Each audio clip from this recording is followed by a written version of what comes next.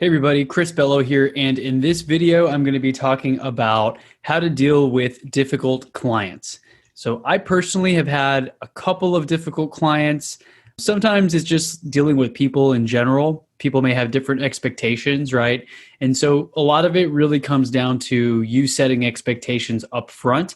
I'm trying to get better at this and do a better job of building this into my process. So when I send emails out, after the initial consultation call, my clients have an idea of how things will go, the best way to contact me. They'll know that I prefer text or email to phone calls. And I've learned all these things because I've had the clients who want to pick up the phone and give me a call for any question they have and any request that they have. And the thing is, I used to previously answer every single call. And when you do that, you train people that calling you is okay, that you're always going to answer at any hour of the day. And that is where if you don't like phone calls and they do, they're going to start calling you all the time and it's going to drive you crazy. And now you've got a little bit of an issue. But in that situation, I didn't do a good job of setting expectations up front. So maybe like a call at 9 a.m. or 9 p.m. is okay for them. And that's out of bounds for you. You need to create boundaries. So that's not really a difficult client. That's more like a mismatch of priorities and expectations. So just really make sure to set expectations up front as best you can. But in this exact situation, the difficult clients I'm thinking about are the ones that have unreasonable requests. They're making too many demands. They're thinking that they're your only client, and then they're kind of going above and beyond in terms of asking for everything, being very nitpicky, and maybe they don't even have a good value fit with you. Like you may have a different way of thinking about things or looking at things than they do, and there could be a little bit of tension. And I've talked about this on previous episode. I had a couple of transactions where things were a little shaky. You know, maybe I was representing a seller and they were getting an offer that wasn't as great as they wanted, and they were going to be losing money on it. And then we had another situation where the seller was under contract and we were tied up for about 40 days under contract in a real estate transaction.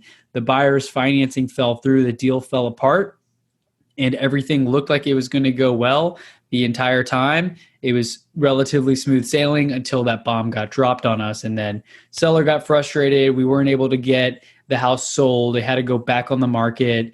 The next offer we got was lower than the first one. And of course, he wasn't very happy about it. And I was at that point where I kind of blew up on him a few times, and that doesn't ever happen. If you know me, I never get angry. I never get upset. But he was kind of freaking out and calling me and talking for 20 or 30 minutes every day. And there was one time on the call, and I remember these things because it like happened so rarely.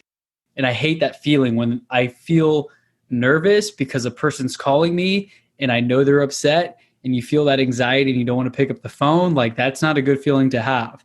And I started to get that in this specific transaction. And so I'd answer the phone. I try to work things through. I didn't want to hide from my problems. But there was one thing where he was asking me, what are we going to do? What's the game plan? I need a specific plan. And I kind of blew up on him a little bit. And I was like, look, you calling me every day and talking to me for 30 minutes doesn't help at all. It doesn't make the house sell any faster. It doesn't help me focus on following up on leads. Quite frankly, it's kind of wasting my time. And I told him something basically along those lines. And we talked through it and he agreed, and we kind of ended the call amicably.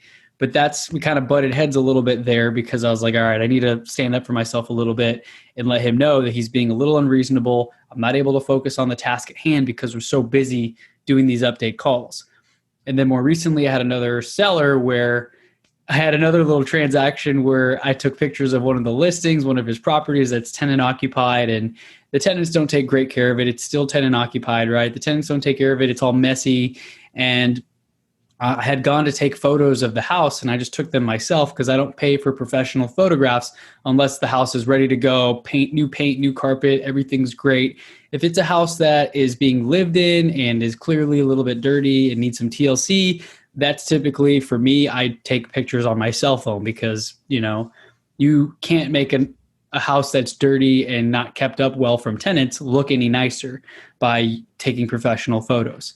It just is what it is, right? It's a different kind of property that you're trying to sell, an investment property instead of like a brand spanking new home. And there was one call where, the seller was like, these pictures look like crap. He used another word. I'm going to be PG on this episode, but he was like, dude, these pictures look like crap. Like this thing's here and there's stuff everywhere. And I was like, excuse me, like I have an iPhone. I didn't say this. I was like thinking, I have an iPhone 11. Like this is brand, like relatively new, 1-year-old phone with HD cameras. The pictures don't look like crap. Your house looks like crap. I told him that. I was like, it's not our fault or your fault. I didn't blame him. I said, the tenants have it a mess in there. There's pictures that are hanging sideways. There's trash in the kitchen. There's flies everywhere. I mean, come on, what am I supposed to, I can't take pictures around that. You have to get it deep cleaned. And so I pushed back a little bit, and I actually journaled a couple of times, like that comment and another conversation. It was just like this one thing where I'd answer the phone. And this was similar to that first situation where it's like, man, every time I would see this guy's name calling me, I didn't want to answer the phone. I'd actually send him to voicemail a few times and would text him back, or like finish whatever I was doing and call him back 30 minutes later. I had to like prepare myself to even engage with this person over the phone. And some conversations have been better than others. We're still working together on some stuff. But yeah, I mean, it would just drain me and drain my energy, where I'd be like, hey, how's it going today? And he's like, well, I don't know. You tell me. Like, I hate that negative energy, just starting off a call on the negative energy on that foot. And so I've journaled about it a couple of times where I was like, oh my gosh, I am this close to firing this client, but I think we're close on this transaction. You know, we're almost there. The light's at the end of the tunnel. And Chris, bite your tongue. You're almost there. You need to help this person, and might as well get paid for your efforts. Like, basically, I was talking myself through that way. So there's a couple of ways that you can deal with difficult clients. I mean, don't battle them, right? I kind of engaged and snapped back a little bit just to stand up for myself in a way, but I did it with a calm and cool level head, I think, where they knew like, hey, okay, they're stepping over the boundaries a little bit too far, and I'm not going to accept that. And at the same time, I can defend myself if I need to and let people know how things are going to go. Take control of the conversation. I'll say, hey, look, I know you don't understand. You don't like these pictures. They don't look great. I'm sorry. Well, what do you suggest? And you put the ball in their court, and half the time they can't think of a better idea than you did, because there's not really a great option in any case. In that one case where the house was all dirty, when I said, what do you suggest? I mean, literally, this is a house in a neighborhood where it was like 3 p.m, and like 2 of the bedrooms had someone sleeping on the bed, and like someone was in the living room watching TV, and like 2 people were outside in the front on chairs. Like, how do you deep clean that house or get it painted or fixed up? You can't unless the tenants are gone. And so we kind of just said, hey, at least some pictures are better than no pictures, so people know what it looks like. It obviously could look a lot better. But when I asked, what do you suggest? He kind of realized, okay, there's not much we can do on the situation. Let's just do the best that we can with what we have. So that's one thing. Just ask, what do you suggest? Try to see what they think. And maybe they'll come up with the same solution that you would have come up with, but they'll just feel better because they got to come up with it and they feel like they're contributing to it. Another thing is the method that I almost did. The option that I almost took is to fire a client. You don't have to work with every client. They can fire you at any point, so you can fire them at any point. If they are driving you crazy and they're not aligning with your values, and they're harassing you or abusing you, or they're just not really pleasant to be around or work with, you don't have to put up with that. You don't have to surround yourself with that negative energy. And I talked about this on another podcast recently. Dov Barron, I believe he said that if you take on clients that don't match your values, that's the most expensive cross you can bear. I forgot the terms that he used, but he's basically saying that the money that you get from that does not outweigh the pain and suffering that you go through on some of those transactions. In other words, it's not always worth it. The juice isn't always worth the squeeze. So you can either work with them, try to push through, get that commission check, get that payday, close the deal, whatever, which could be difficult. Or the second option, you could always fire them. I guess a third option would be just to level set and let them know, like, hey, this is where I stand. I'm not enjoying, the way that we're communicating or working together. This is how we need to go about this. Otherwise, we might have to just part ways. And when you let them know that, if they like you and they appreciate your work, they're going to want to do what they can to actually retain you and get this thing done, whatever it is that you're trying to do. So that could be another option as well. Personally, I'm very good at diffusing things. Like, I have this little chuckle that I can do to calm people down.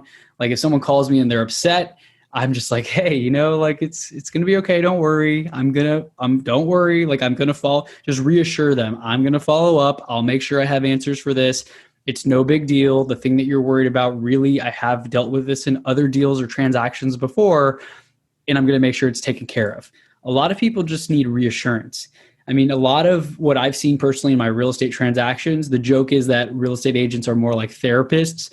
You're dealing with people who are oftentimes doing the biggest transaction of their lives, either purchasing or selling perhaps their most prized and valuable possession, their personal home. And so you're going to be dealing with emotions. People are not always rational, or not rational. People are not always rational.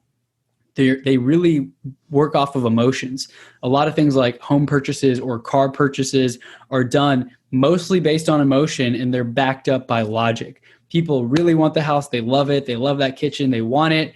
And then they'll justify it. Well, the interest rates are really good and the seller came down 10 grand. Like we got a pretty good deal on it.